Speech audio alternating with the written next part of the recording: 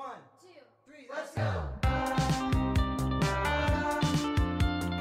Bonjour à tous, aujourd'hui on se retrouve pour une vidéo sur les conseils sur la prise de vue. Donc on va commencer par les bases, en voyant comment mettre à l'aise son modèle. Ensuite on verra la règle des tiers.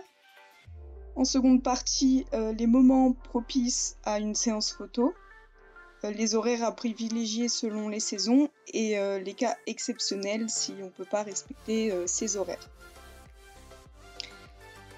Donc tout d'abord, le conseil que je pourrais vous donner, c'est de vous intéresser au modèle. Par exemple, pour du portrait, vous pouvez lui poser des questions sur ce qu'il fait dans la vie, s'il a des passions, s'il possède des animaux, si c'est habituel pour lui de poser, s'il a l'habitude. Ouais, ce type de questions qui le mettront plus facilement à l'aise.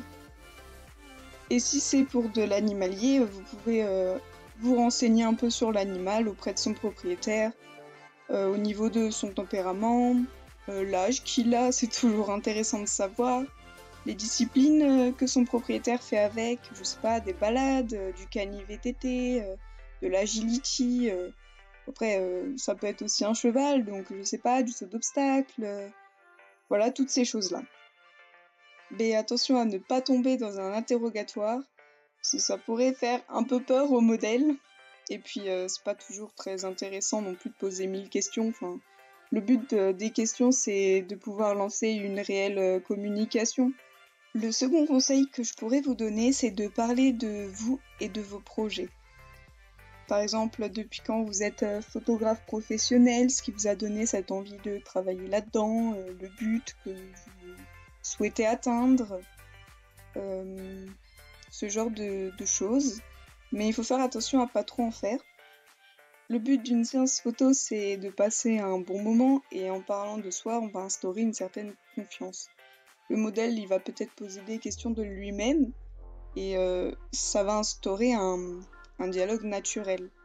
Le fait de parler de soi, de s'intéresser à lui, ça va être plus simple pour le modèle d'être à l'aise et de se sentir en confiance devant votre objectif. Le troisième conseil que je pourrais vous donner, c'est lors de la prise de vue. Faites rire le modèle, parlez-lui si possible, c'est toujours un peu gênant pour le modèle de se retrouver face à un objectif et que le photographe ne parle pas du tout. Il y a un blanc. Le fait de lui parler pendant la prise de vue, il va peut-être rigoler naturellement, il sera moins crispé. Vous pouvez, si le modèle en éprouve l'envie, de mettre sa propre musique. Ça va apporter une certaine ambiance à la séance photo. S'il s'agit d'un animal, vous pouvez apporter un jouet qui fait du bruit.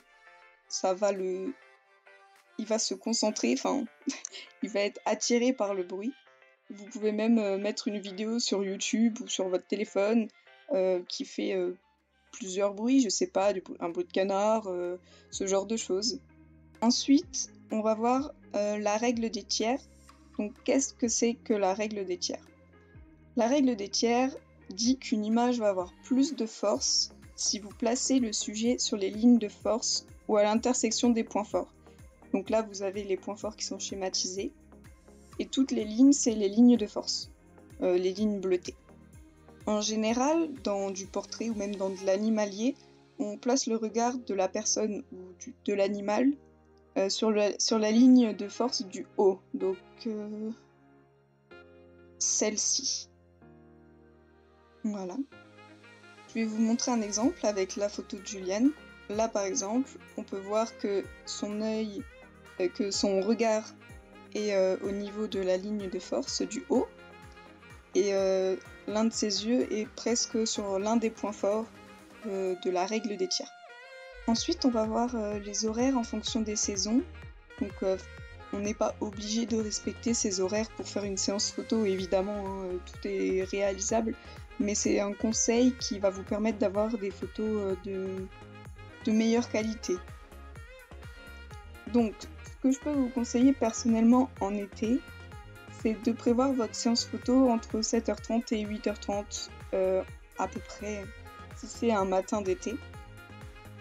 Pour une séance en soirée, privilégiez un horaire entre 19h et 21h. En été, on cherche à éviter la lumière dure du soleil parce qu'elle va accentuer les ombres et cramer les zones lumineuses de votre photo. En gros, votre photo a beaucoup de chances d'être surexposée. En prévoyant des séances dans ces zones d'horaire, vous obtiendrez une lumière plus douce et votre ciel sera bleu plutôt que d'être blanc si vous prenez votre photo en dehors de ces horaires. Pour l'hiver, je vous conseille de photographier entre 8h30 et 9h30 en cas de journée ensoleillée, sinon c'est faisable à n'importe quel horaire. Et en général, il faut prévoir une séance entre 15h30 et 16h30 pour la soirée, on va dire. Sinon, après ces horaires-là, il fait trop nuit. Évidemment, si c'est pas possible de réaliser votre séance photo dans ces créneaux-là, il n'y a pas de problème, il faut pas paniquer. Il suffit juste de trouver un endroit à l'ombre si c'est possible. Si c'est pas possible, vous pouvez toujours acheter un réflecteur. Ça coûte pas très cher et c'est super pratique. Si vous êtes en contre-jour, par exemple, ça va vous permettre de compenser l'ombre qu'il y a sur le visage de votre modèle ou de votre animal.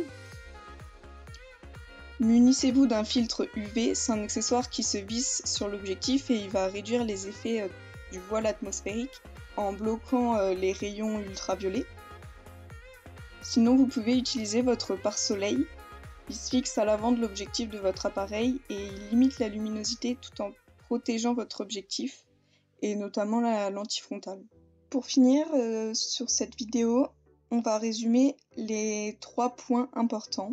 Donc d'abord, je vous dirais, mettez votre modèle à l'aise. Ça va vous permettre d'obtenir des photos le plus naturelles possible. Ensuite, pensez à la règle des tiers pour obtenir une bonne photo et, si possible, prévoyez votre séance photo aux bons horaires. J'espère que cette vidéo t'aura aidé. Si tu as des questions supplémentaires, n'hésite pas à les poser dans l'espace des commentaires et à la prochaine.